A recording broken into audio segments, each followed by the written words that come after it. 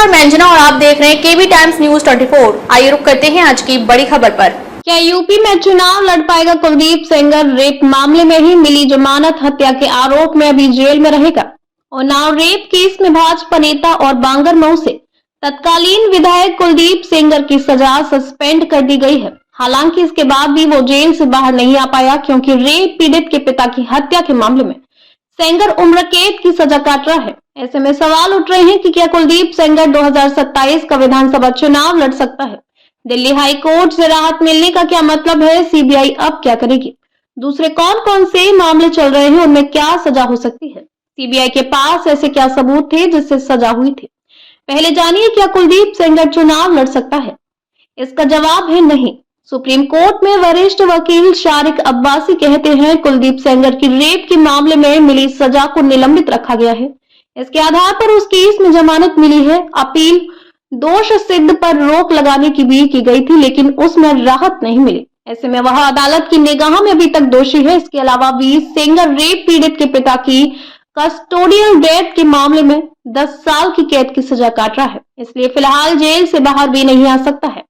अगर हत्या के मामले में भी कुलदीप को किसी तरह की राहत मिलती है, तभी रिहाई का रास्ता साफ हो सकता है। भारत के रिप्रेजेंटेशन ऑफ पीपल एक्ट के तहत 2 साल से अधिक सजा होने पर चुनाव लड़ने की अयोग्यता लागू रहती है। ऐसे में कुलदीप सेंगर ना तो अभी जेल से बाहर आ सकता है और ना ही 2027 में होने वाले विधानसभा चुनाव में हिस्सा ले सकता है। हाईकोर्ट से मिली राहत के अलग अलग मायने निकाले जा रहे हैं। एक वर्ग का अब भी मानना है कि कुलदीप सेंगर बेगुनाह है, वह साजिशों का शिकार हुआ है। इन्हीं में से एक गोंडा के पूर्व सांसद ब्रजभूषण शरण सिंह। ब्रजभूषण शरण सिंह कहते हैं कुलदीप सेंगर के साथ अन्याय हुआ था, साजिश हुई थी, जैसे में खिलाफ विश्वव्यापी षड्यंत्र हुआ था, लेकिन मेरे साथ मेरी जनता खड़ी हो गई थी, जिसमें उस केस से बाहर निकल गया, लेकिन सेंगर उस षड्यंत्र से बाहर नहीं निकल पाए।